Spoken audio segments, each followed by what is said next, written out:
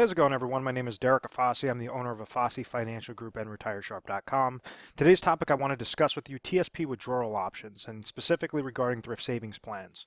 So this is going to be for a lot of the governmental workers that have thrift savings plans. Whenever you see the word TSP, kind of think of it like a 401k, but for federal employees.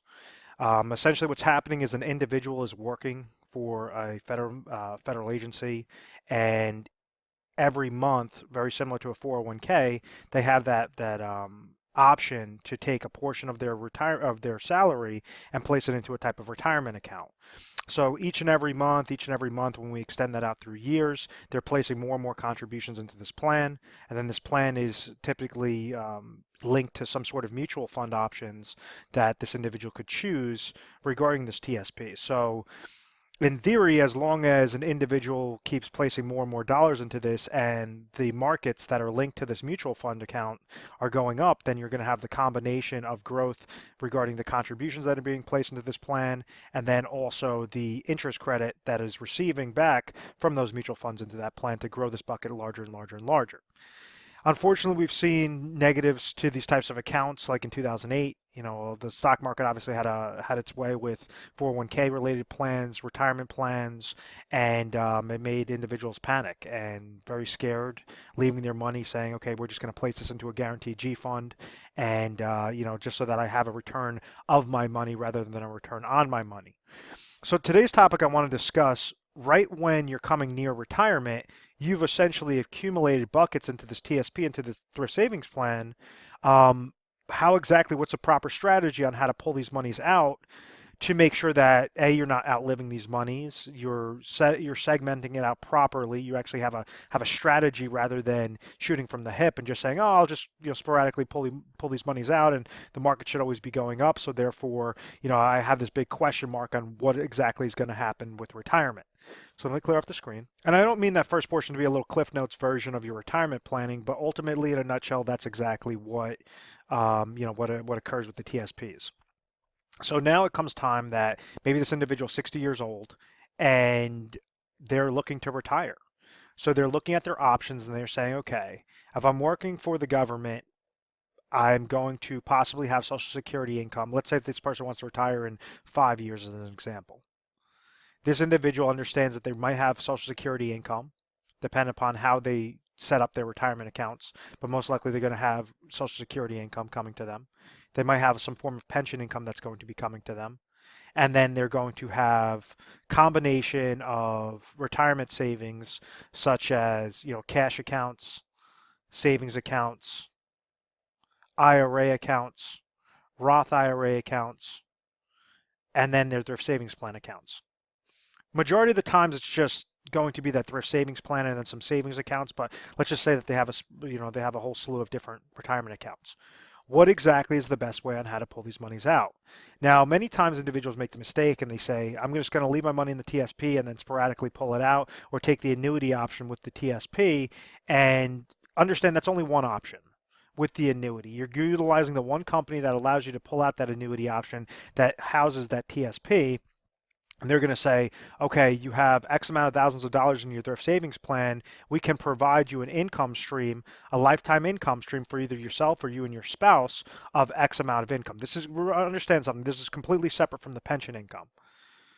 One of the very quick fixes on this is to see exactly what your options are. See what your options are on a private sector, meaning right when you hit age 60, you have certain options that you could take these TSP monies, and if you're looking to trigger lifetime income, why would you just go with that one option that they're saying through an insurance company to provide you an annuity stream, where you could go and say, "I'm age 60, I live in X amount of state, and I could go and see what the best annuity options are to receive income from this account."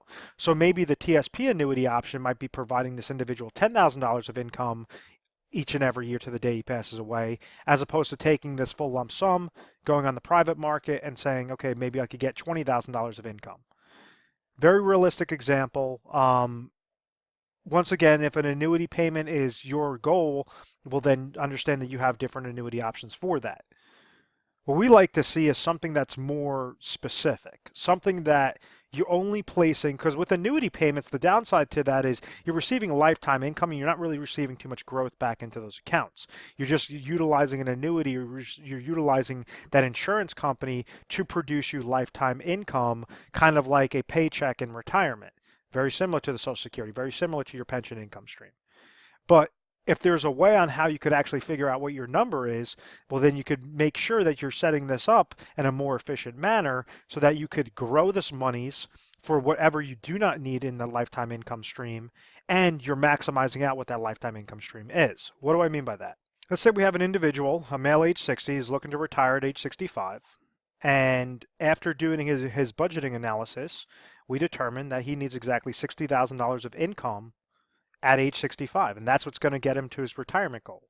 We know exactly from the nuts and bolts of everything regarding his expenses, what are going to decrease in his expenses, what are going to increase in his expenses each and every year at age 65. What exactly is that number?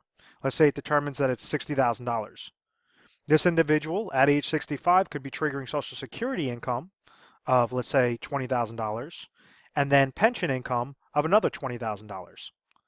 So this means that he has $40,000 of lifetime income right now, and he has a TSP account that's sitting there with lump sum of money, let's just call it $500,000, and he has a gap. 40,000 minus the 60,000 is a gap of another $20,000. So this is what he needs to figure out by the time he hits age 65. Well, there's a way to leverage his TSP monies, whether he's working for the agency or not. They have a Rule 60 where you could go and pull out a portion of your TSP account and roll it over into a specifically designed IRA contract to provide you lifetime income. So in this example, let's say out of this $500,000, this individual only needs to take $200,000 out of his TSP to trigger the best IRA contract that will give him with an insurance company, because insurance companies are the only ones that could offer this, that will provide him lifetime income with exactly that 5-year deferral. So what happens with these types of accounts is they have $200,000 that got siphoned out of the $500,000 account. That's getting triggered at age 65 along with his Social Security, along with his pension income.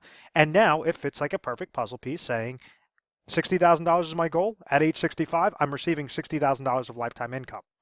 On top of it, you could set up something known as a laddering strategy, which takes his $200,000, segments it out so that he's getting $20,000 at age 65, and then every couple of years he's stepping up with income by a few $1,000s to make sure that we're incorporating for inflation.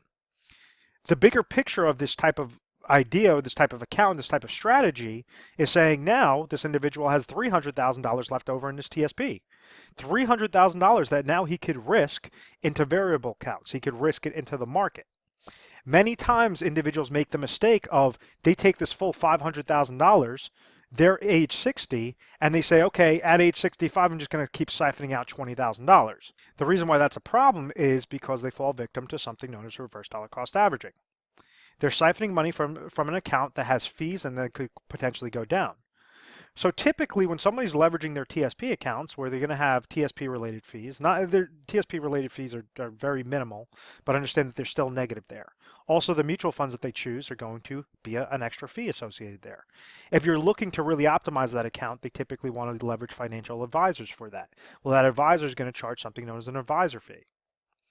The third negative is downward market loss. Just like in 2008, the average portfolio received about 50% loss. If that occurs again, especially when you're looking to leverage that $20,000 for income, that's a problem. Let's just say that this individual wants to go and pull out the $20,000 of income and the market goes down 10%. It loses a $50,000 loss, and this person is paying advisor fees of $5,000 and then mutual fund related fees and TSP fees of another $5,000. This individual would have taken a loss of $50,000 from their account, just a 10% loss, $50,000 of their account. They would have had to pay another $10,000 worth of fees, plus minus $60,000, and then this individual would be pulling out $20,000 for income, minus $80,000. So in that 1 year, this individual started with 500 grand, decided, okay, I left my monies in the market. That's how I grew my account. I never set up an actual safety net account. I never set up an actual plan for these monies, and I just kind of let it ride. Well, now walking into the next year, he's only going to be at $420,000. So even if the market goes back up 10%, you still have to incorporate pulling out an additional $20,000, which is only going to increase for inflationary expenses to adjust for inflation, and those fees are still going to be remaining there. So what you have is an uphill battle struggle that could liquidate these accounts. And this is why individuals, majority of seniors, about 80 to 90% of seniors, currently are outliving their retirement savings. And they have to rely on things like pension income. They have to rely on things like Social Security income. What I'm trying to show you is ways on how you can leverage your TSP accounts. Make sure that you're leveraging them out properly, of saying, okay, out of my bucket, because I hit age 60, I can now roll over a portion of those monies into a properly designed IRA account with an insurance company that will give me lifetime income, whether that's for me, whether that's for me and my spouse. I can ladder that out properly to make sure that I'm receiving $20,000 at age 65 in this example, and then receiving step-ups in income for that inflationary protection each and every year going forward. With that in mind, we have $300,000 that now you could use as fund monies. Now you could use to push the pedal to the metal and be more riskier with your specific types of accounts, because if the market goes up, excellent. Now you can take that extra vacation that year. You have your $300,000 as extra emergency funds. Now understand, this is just an example. Some individuals might only have $200,000, might only have $300,000 into their accounts. But it's all about segmenting it out like a perfect puzzle piece. How exactly can you set up your plan properly to make sure that you're making it most efficient for lifetime income, so that you do not have to dip into these additional monies. The ultimate goal is to leave as much money into variable accounts into the market as possible, but you need to have that safety net there first. That is where these insurance contracts with IRA set up through IRA, so it's a complete TSP to IRA rollover, can take place. So that's a TSP withdrawal option. That's something that we do in our office very successfully, and this is why we have a lot of national volume that comes in. So you obviously see the number on the screen, 1-800-566-1002. What you can expect when calling in, 24/7 customer service. You call in, you ask to speak with a specialist. You say, I have a thrift savings plan and I need some help. I'm not sure exactly what I'm doing is correct. And you're going to get educated. We're going to have an expert speak with you and tell you whether what you're doing right now is going to accomplish your goals. And if that's the case, then there's no need changing anything with your specific plan. If you already have your bases covered, there's no reason to go and place dollars into a specifically designed IRA contract. Now, unfortunately, majority of individuals are at risk of outliving their retirement monies and fall victim to variable risk, and they leave their monies at much higher risk than what their actual tolerance is wants to allow it for. So what we're trying to do is make sure that we're having that conversation. We're getting you guys educated on that, and if there are certain gaps, we're going to show you solutions specific to your age, specific to when you want to retire, whether you're currently retired or gearing up for retirement.